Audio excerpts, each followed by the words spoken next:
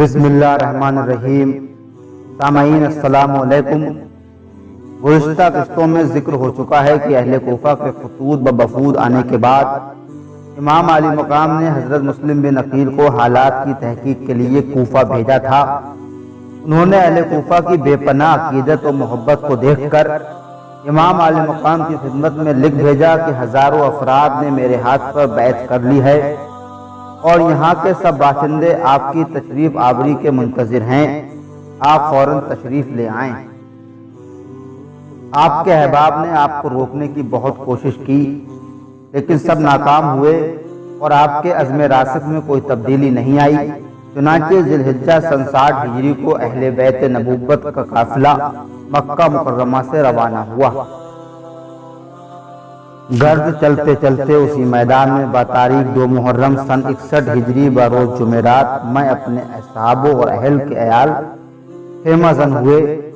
حر نے بھی آپ کے مقابلے میں خیمے نصب کر دیے، اگرچہ حر کے دل میں اہل بیت نبوت کی عظمت ضرور تھی اور اس میں نمازیں بھی آپ کے پیچھے ادا کی تھیں، لیکن وہ ابن زیاد کے حکم سے مجبور تھا اور یہ بھی جانتا تھا اگر میں نے آپ کے ساتھ کوئی رعایت کی تو 1000 سپاہیوں کے ہوتے ہوئے اس کا چھپنا ناممکن ہے، اور پھر جب ابن زیاد کو معلوم ہوگا تو وہ ہرگز معاف نہیں کرے گا بلکہ سخت سزا دے گا۔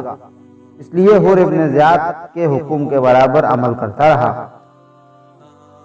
اگرچہ بعض کتابوں میں یہ بھی آیا ہے کہ حر نے آپ سے خفیہ طور پر مل کر خیر خواہی سے کہا تھا کہ ابن زیاد کی کثیر فوج آیا چاہتی ہے، لہٰذا مصلحت یہی ہے کہ آپ رات کے اندھیرے میں یہاں سے کوچ کر جائیں، میں آپ کا پیچھا نہیں کروں گا اور پھر جو بھی مجھ پر گزرے گی میں برداشت کر لوں گا۔ چنانچہ امام پاک نے اپنے ساتھیوں کے ساتھ رات بھر سفر کیا، لیکن اگلی صبح آپ نے اپنے آپ کو اسی مقام پر پایا جہاں سے چلے تھے۔ یہ کیفیت اور اس دشت و بیاں کی اداس اور مغموم فضا کو دیکھ کر آپ نے پوچھا، اس جگہ کا نام کیا ہے؟ لوگوں نے کہا، اس کو کربلا کہتے ہیں۔ جو ہی آپ نے لفظ کربلا سنا فرمایا، یہ مقام کرب و بلا ہے، یہی ہمارے مال و اسباب کے اترنے اور ہمارے اونٹوں کے بیٹھنے کی جگہ ہے اور عوان و انصار کی قتل گاہ ہے۔ دشمن یہاں پہ خون ہمارا بہائیں گے، زندہ ہم یہاں سے نہ کبھی پھر جائیں گے۔ آل نبی کا ہوگا اسی جاں پہ امتحان، سب تشنہ لب یہاں پہ سر کٹائیں گے۔ کرب و بلا ہے نام اس سرزمین کا، بچے یہاں پہ پانی کا قطرہ نہ پائیں گے۔ ہوگا ہر ایک شہید یہاں مصطفیٰ کا لال، اور لاش قتل گاہ سے ہم سب کی لائیں گے۔ اس درد انگیز کلام کو سن کر آپ کے فرزند ارجمند حضرت علی اکبر رضی اللہ تعالیٰ عنہ نے عرض کی، ابا جان یہ آپ کیا فرما رہے ہیں؟ فرمایا، جانے پدر، جب تمہارے جد امجد حضرت علی رضی اللہ تعالیٰ عنہ جنگ صفین سے واپس ہوئے تھے تو اس مقام پر انہوں نے فرمایا تھا کہ اس جنگل میں میرا نور نظر رکھتے جگر لڑتے لڑتے حسین انتہائی بے کسی کے عالم میں شہید کر دیا جائے گا۔ پھر انہوں نے مجھ سے پوچھا تھا کہ بیٹا تم اس وقت کیا کرو گے؟ میں نے عرض کیا تھا کہ صبر کروں گا، اور انہوں نے فرمایا تھا کہ ہاں صبر ہی کرنا، اس لیے صابروں کے لیے بے حد بحساب اجر و ثواب ہے۔ جب یہ لوگ انصاف خیام زمین پر خیمے گاڑتے تو وہاں سے تازہ خون نکل آتا تھا۔ یہ کیفیت دیکھ کر آپ کی ہمشیرہ سید زینب رضی اللہ تعالی عنہا نے کہا، بھائی یہ تو خونی زمین ہے، یہاں میرا دل گھبراتا ہے۔ آپ نے فرمایا، راضی برضا الہی ہو کر یہیں اترو، یہیں مقام شہداء ہے، وعدے کی جگہ ہے اور ہمیں ہر حالت میں صبر لازم ہے۔ کسی نے جب وطن پوچھا تو یوں حضرت نے فرمایا، مدینے والے کہلاتے تھے اب ہیں کربلا والے۔ ابن سعد نے عمر بن حجاج کو 500 سواروں کے ایک لشکر پر افسر مقرر کر کے نہر فرات پر تعینات کر دیا۔ یہ لوگ فرات اور امام پاک کے درمیان حائل ہو گئے کہ امام صاحب ایک بوند پانی نہ لے سکیں۔ حاکم کا حکم یہ تھا کہ پانی بشر پئیں، گھوڑے پئیں، اونٹ پئیں، اہل ہنر پئیں، سب چرند و پرند پئیں، منع تم کیجیو۔ پر فاطمہ کے لال کو پانی نہ دیجیو۔ عبداللہ بن ابی حسین ازدی نے پکار کر کہا، اے حسین، دیکھتے ہو پانی فضائے آسمانی کی طرح موجیں مار رہا ہے، لیکن خدا کی قسم تمہیں اس سے ایک قطرہ بھی نصیب نہ ہوگا اور تم اسی طرح پیاسے مرو گے، معاذ اللہ۔ یہ سن کر آپ نے کہا، اے اللہ، اس کو پیاس کی حالت میں مار اور اس کو ہرگز کبھی نہ بخشنا۔ بعد ازیں یہ گستاخ بے ادب بیمار ہوا۔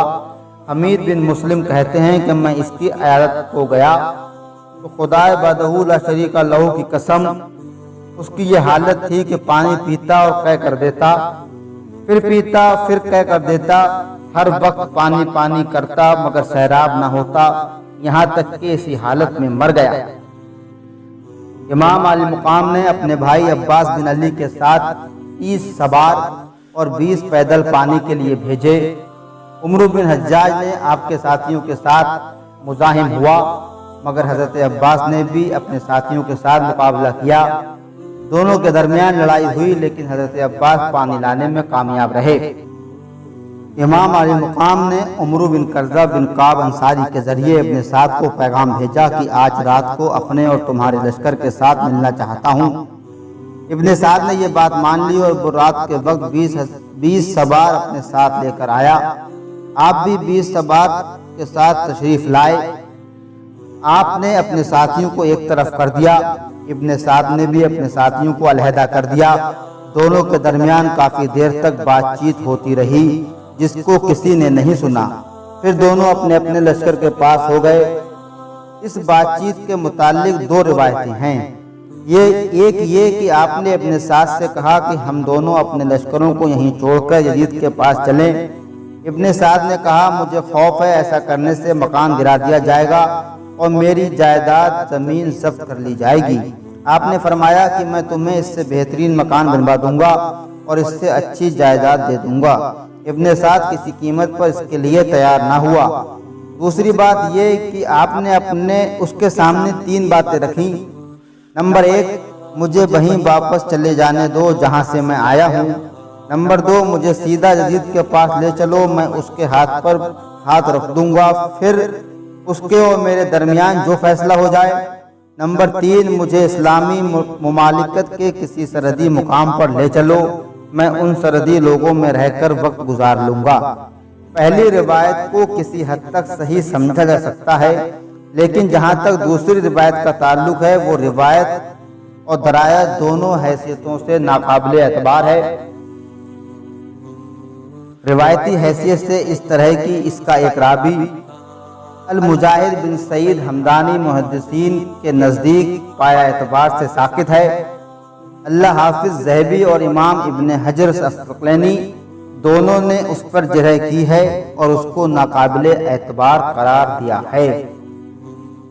عقبہ بن سمان کا بیان ہے کہ مدینہ تک اور مکہ سے عراق تک برابر حضرت حسین رضی اللہ تعالیٰ عنہ کے ساتھ رہا اور شہادت کے دن تک کسی بھی وقت میں ان سے جدا نہ ہوا، اور میں نے ان کی تمام تقریریں اور بات چیت سنی، مگر خدا کی قسم انہوں نے کسی بھی مقام پر یہ ہرگز نہیں کہا کہ میں اپنا ہاتھ یزید کے ہاتھ میں دے دوں گا، بلکہ ہمیشہ یہی کہا کہ مجھے چھوڑ دو، میں اللہ کی بہت وسیع زمین میں کہیں چلا جاؤں گا، یہاں تک ہم دیکھ لیں کہ لوگ کیا فیصلہ کرتے ہیں۔